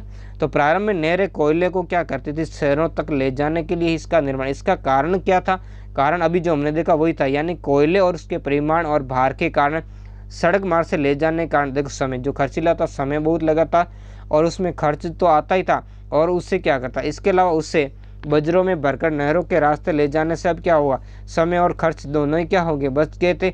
और औद्योगिक ऊर्जा के लिए और शहर में घर गर्म रखने और उसमें रोशनी करने के लिए कोयले की मांग भी क्या थी, बराबर बढ़ती रहती थी। ठीक है, तो इसी कारण भी क्या हुआ, इसकी मांग बढ़ी इसकी नहरों की, ताकि नहरों से सस्ता और कम खर्च और कम समय के अंदर क्या हो, वस्तुएं शहरों तक पहुंच सके। इसके लिए इंग्लैंड में पहली नहर, ये ध्यान रखना, पहली नहर थी वर्सली कैनाल, 1761 के अंदर जेम्स ब्रिदली द्वारा बनाई गई। किसके द्वारा बनाई गई थी, जेम्स ब्रिदली द्वारा, जिसका प्रयोजन केवल यही था कि इसके जरिए वर्सले यानी जो मैनचेस्टर है शहर, उसके पास के कोयला भंडारों से शहर तक क्या लाया जाए, कोयला लाया जाए। इसका मुख्य उद्देश्य यही था, उसके जगह क्या था, कोयला लाया जाए। तो इस नहर के बन जाने के बाद जो कोयले की कीमत है वो घटकर कितनी रह गई थी, आधी, क्योंकि इसका खर्च आधा हो गया, माल ढोने से जो इसका खर्च आधा हो गया, तो इसकी कीमत भी क्या हो गई, घटकर आधी हो गई थी। इंग्लैंड में 1788 से 1796 के बीच में क्या हुआ था, अनेक नहरों का निर्माण किया गया, जिसमें नहरों में आमतौर पर बड़े बड़े जमींदारों ने अपनी ज़मीन पर स्थित खानों, खदानों और जंगलों के जो मूल्य थे उनको बढ़ाने के लिए बनाई थी। तो उन्होंने नहरों को क्या कर दिया, आपस में जोड़ दिया, और नहरों के आपस में जुड़ जाने से क्या हुआ, नए नए शहरों में क्या हो गए, इसके बाजार हो गए। जैसे उदाहरण के लिए हम देखते हैं, जो बखीरगम था, शहर का विकास केवल इसलिए तेज गति से हुआ क्योंकि वह लंदन, ब्रिस्टल, चैनल, मर्सी और हम्बर नदियों के साथ जुड़ने वाली नहर प्रणाली के क्या था, बीच में स्थित था, है ना। और इसके बाद हम देखेंगे इस समय के अंदर, यानी 1760 से 1790 के बीच में नहरें बनाने की लगभग 25 नई परियोजना शुरू की गई। इसी कारण इस काल को नेहरू के काल के नाम से जाना जाता है। कौन सा, ये 1788 से 1796 का काल है, ये नेहरू उन्माद के नाम से, क्योंकि इस समय लगभग 25 नई जो नहर बनाने की जो परियोजनाएं हैं वो प्रारंभ की गई थी, यानी उन्हें हाथ में लिया गया। और जिनने अगले क्या थे, आगे इसके बाद में और अगली अवधि के अंदर 46 और नई परियोजनाएं हाथ में ली गई, और अगले साल 60 वर्षों के अंदर फिर क्या बहुत और भी अधिक क्या हुआ था, अनेक नहरें बनाई गई, और जिनकी लंबाई कुल मिलाकर कहा जाता है कि उस समय 4000 मील से भी क्या थी, ज़्यादा थी। इसी कारण इस कार को नेहरू उन्माद के नाम से पुकारा जाता है। 1869 में फ्रांसीसी इंजीनियर था फर्डिनांड द लेप्सेस, इसने क्या कर दिया, स्वेज नहर का निर्माण कर दिया। तो ये भी बड़ी महत्वपूर्ण बात थी कि स्वेज नहर के निर्माण के कारण जो क्या करती थी, स्वेज नहर भूमध्य सागर को किससे जोड़ती थी, लाल सागर से जोड़ती थी, है ना, भूमध्य सागर को लाल सागर से। और इससे यूरोप और भारत के मध्य की दूरी एक थी। देखो भारत से पहले यहाँ पर व्यापार होता था, एक तो लाल सागर वाला रास्ता था, दूसरा फारस की खाड़ी वाला रास्ता था, लेकिन दोनों रास्तों के बीच में क्या आता था, स्थल भाग आता था, और स्थल भाग के अंदर फिर जहाज़ों से माल आगे फिर स्थल और फिर से भूमध्य सागर तक पहुँचाया जाता था। और अब इधर जब यूरोपीय लोग पहले आते थे, इनको भी बहुत ही ज़्यादा घुमावदार रास्ता तय करके भारत की तरफ आना पड़ता था। तो इसके बाद में जब स्वेज नहर बन गई तो इसकी दूरी क्या 1/3 कम होगी। अब कम दूरी तो कम दूरी, इसका मतलब परिवहन क्या होगा, अधिक सस्ता होगा, अधिक सस्ता होगा और भी ज़्यादा सुगम। तो इसको और भी प्रयास किए गए, परिवहन सस्ता होगा, समय की भी क्या बचत होगी, कम समय के अंदर वस्तुओं का आदान प्रदान हो सकेगा। तो इसको सुगम बनाने के लिए साधनों में भाप की शक्ति का भी अब क्या किया जाने लगा, प्रयोग किए जाना। अब नई नई खोज होने लगी जिसमें भाप की शक्ति का क्या होने लगा, आविष्कार, है ना। और जब भी नई मशीन की खोज होती थी तो उसे चलाने के लिए क्या किया जाता, शक्ति चाहिए थी। तो इसी कारण शक्ति के नए नए स्रोतों की क्या होने लगी, खोज होने लगी। उसमें जल शक्ति है, पवन शक्ति है, उसका भी प्रयोग किया जाएगा।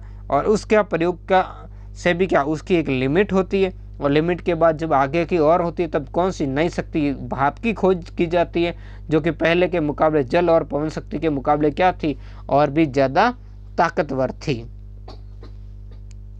तो अमेरिकी जो रॉबर्ट फुल्टन ने 1807 ईस्वी के अंदर प्रथम वाष्प चालित नौका का क्या किया था, आविष्कार किया था। ये रॉबर्ट फुल्टन नामक व्यक्ति है जिन्होंने सबसे पहले एक जो वाष्प से चलने वाली जो नौका है उस नौका का क्या कर दिया था, यहाँ पर प्रारंभ किया था।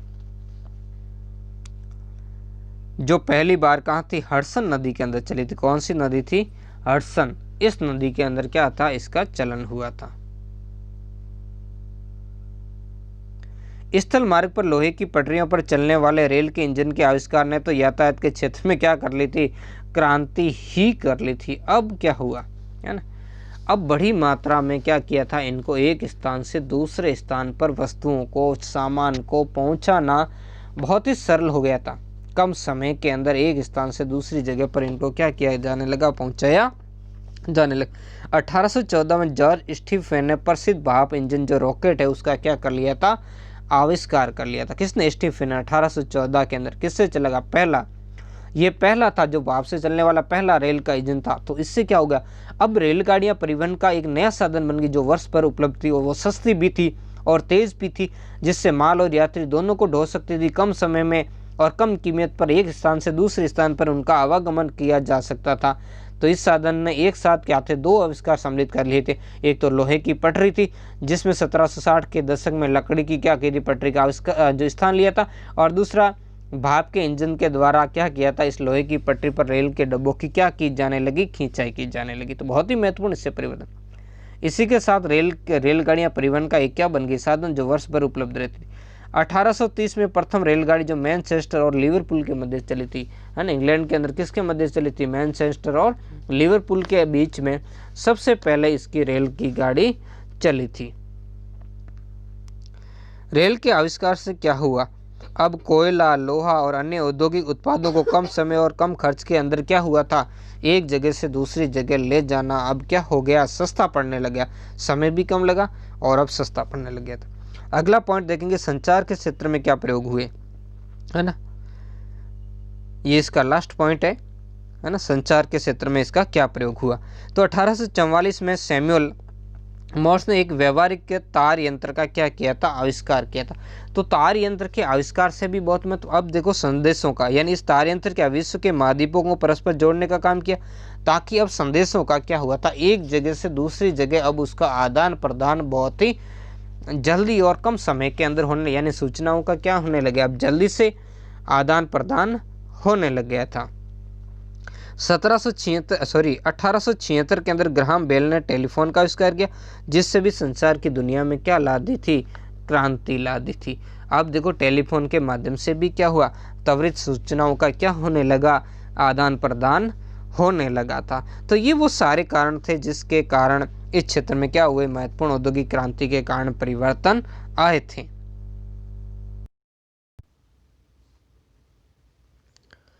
औद्योगिक क्रांति ने यूरोप ही नहीं बल्कि संपूर्ण विश्व भर को क्या किया था, प्रभावित किया था। और जिसमें क्या हुए थे, इस क्षेत्र में विशाल परिवर्तन हुए। ये परिवर्तन सभी क्षेत्रों में हुए, राजनीतिक, आर्थिक, सामाजिक, और इन सभी क्षेत्रों में इसके परिणाम क्या थे, बड़े ही दूरगामी सिद्ध हुए थे। इन यांत्रिक आविष्कारों ने क्या किया था, मानव जीवन का जो स्वरूप है उसको ही परिवर्तित कर दिया था, उससे असीम समृद्धि दिला दी थी, और साथ में उससे असीम क्या हो गई थी, शक्ति प्राप्त हो गई थी। हालांकि ये आर्थिक समाज में ऐसे परिवर्तन हुए जो इंग्लैंड से क्या हुए, शुरू हुए, और बाद में जो भविष्य के अंदर समस्त पश्चिमी विश्व के अंदर राजनीतिक और आर्थिक जो ढांचे के अंदर गहन परिवर्तन इससे हुए थे, जिससे ऐसी नवीन और जटिल समस्याओं का जन्म हुआ जिनमें विश्व का मनुष्य समाज 19वीं शताब्दी में और आज भी क्या हुआ है, उलझा हुआ है। तो उसी उलझे हुए स्वरूप को क्या करेंगे, हम देखेंगे। यानी जो ये औद्योगिक क्रांति है, इनके परिणामों को हम 4 भागों के अंदर क्या करेंगे, इन परिणामों का हम अध्ययन करेंगे। इन परिणामों को हम क्या करेंगे, 4 भागों के अंदर बांट सकते हैं। आर्थिक, राजनीतिक, सामाजिक और वैचारिक, इन 4 क्षेत्रों के अंदर परिवर्तन हुए। इन परिवर्तनों को हम देखेंगे। पहला हमारा परिवर्तन है, वो परिवर्तन है आर्थिक क्षेत्र के अंदर। तो आर्थिक क्षेत्र के अंदर क्या बदलाव आया, उस बदलाव को हम देखेंगे। अब देखो, आर्थिक क्षेत्र के अंदर उत्पादन एवं वाणिज्य में असंतुलित वृद्धि हुई तथा आर्थिक संतुलन इससे क्या हो गया, बिगड़ गया, है ना। इसमें क्या हुआ, देखो, उत्पादन और वाणिज्य के अंदर असंतुलन, संतुलन होता तभी तो क्या होता, बना, लेकिन क्या हुआ, यंत्रों के द्वारा कम समय के अंदर क्या हो गया, अधिक उत्पादन हो गया, है ना। तो अधिक जब उत्पादन हुआ तो जो वाणिज्यिक गतिविधियां हैं वो क्या हो गई, बदल गई। तो इससे क्या हुआ, बढ़ाई समाज के अंदर, या उसको क्या था, आर्थिक नुकसान भी उठाना पड़ा था। और आर्थिक संतुलन कैसे बिगड़ गया, घरेलू उद्योग धंधों का क्या हो गया, विनाश हो गया। पैसों का कुछ लोगों के हाथों में क्या संकेंद्रण हो गया। नए नगरों का क्या हुआ, विकास हुआ, यानी ग्रामीण क्षेत्रों की अपेक्षा नगरों का अधिक विकास हुआ। इससे क्या हुए, नए तथा विशाल नगरों का क्या हुआ, विकास होने लगा। गांवों के अंदर जो ग्रामीण क्षेत्र के अंदर जो उद्योग तंत्र यानी घरेलू उद्योग थे वो क्या हो गए, नष्ट हो गए। अब क्या हुआ, राष्ट्रीय बाजारों को यानी कुटीर उद्योग धंधों का विनाश हुआ। और राष्ट्रीय बाजारों को राज्य द्वारा क्या मिला, संरक्षण, है ना, ताकि क्या हो, स्वदेशी उद्योगों को क्या दिया जा सके, बढ़ावा दिया जा सकते। और इसी से जो पूंजीपति है और जो श्रमिक यानी उत्पादक और मजदूर है, उनके संबंधों में भी बदलाव हुआ। और इन सब परिस्थितियों से क्या हुआ, आर्थिक संतुलन जब बिगड़ा तो क्या हुआ, आर्थिक संकटों के अंदर भी क्या हुई, वृद्धि हुई। इससे फायदा क्या हुआ, औद्योगिक पूंजीवाद का विकास हुआ। तो औद्योगिक पूंजीवाद का तो विकास हुआ, लेकिन लोगों को इससे बढ़ाई क्या हुआ, संकट उठाना पड़ा। आर्थिक दृष्टि से औद्योगिक विकास ने क्या किया, विश्व के सभी देशों को एक दूसरे पर परस्पर निर्भर तो बना दिया, जिससे विश्व में क्या हुए, सभी बाजार आपस में क्या हो गए, जुड़ गए। साथ में यातायात के साधनों का भी क्या हुआ, विकास हुआ।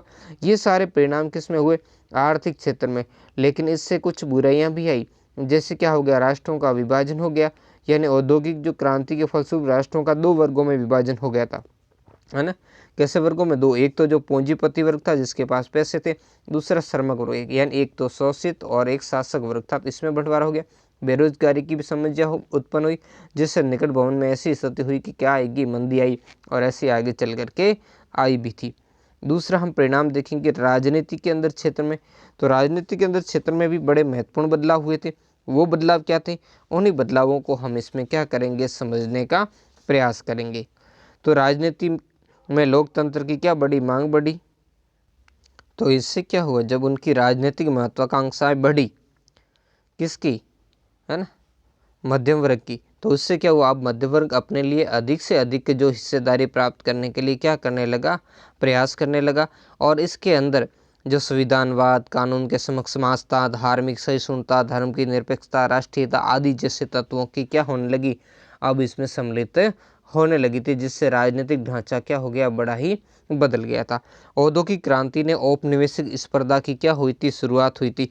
यानी इससे साम्राज्यवाद को क्या मिला था, बढ़ावा, उसका विकास हुआ, क्योंकि बढ़ती उत्पादन की मात्रा को क्या था, खपाना था, और जो सस्ता कच्चा माल पाना था, और उस कच्चे माल के बाद में क्या करना था, निवेश के लिए क्या चाहिए, उपनिवेश चाहिए। तो इसलिए जो औपनिवेश जो शक्तियाँ हैं उसमें क्या स्पर्धा हुई, कंपटीशन हुई, यानी उपनिवेश प्राप्त करने की क्या मच गई, होड़ मच गई। जो 19वीं शताब्दी के अंत तक जो इसका साम्राज्यवादी या कह सकते हैं औपनिवेशिक जो उन्माद के फलस्वरूप क्या हो गया, बाद में विश्व युद्ध आए, जो 2 विश्व युद्धों का विश्व को क्या करना पड़ा था, सामना करना पड़ा था। प्रथम विश्व युद्ध इसके तुरंत ही बाद हो गया था। अगला, श्रमिक संगठित हुए और उन्होंने अपनी मांगों को लेकर क्या किया, आंदोलन चलाए, क्योंकि श्रमिकों का इसके अंदर शोषण हुआ। तो इससे श्रमिकों के अंदर चेतना का विकास हुआ, और समाजवाद के रूप में इन्होंने क्या किया, अपनी जो नई राजनीतिक और सामाजिक व्यवस्था का इसमें जन्म हुआ, जिसमें जैसे इंग्लैंड के अंदर देख लेते हैं, इंग्लैंड के अंदर साशिष्ट आंदोलन हुआ। फ्रांस में 1830 से 1838 के बीच में 1830 से 48 के बीच में क्या हुआ था, श्रमिकों के आंदोलन हुए थे। और बाद में लेबर दलों या लेबर पार्टियों का भी इंग्लैंड में हुआ, और भी जगह क्या हुआ, निर्माण हुआ।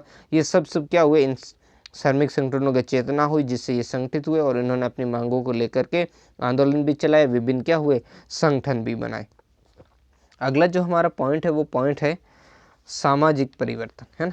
तो औद्योगिक क्रांति ने क्या कर दिया था, जो सामाजिक संरचना उसका पूरा रूप ही बदल दिया था। वो रूप कैसे बदला उसके बारे में हम देखेंगे, है ना। वो कैसे बदला इसने, यानी नए सामाजिक वर्ग का क्या हुआ था, उदय हुआ था, है ना। औद्योगिक क्रांति से क्या हुआ, नए सामाजिक वर्ग, जिसके अंदर एक वर्ग था पूंजीपति और दूसरा वर्ग कौन सा था, श्रमिक वर्ग, जो अस्तित्व में आए।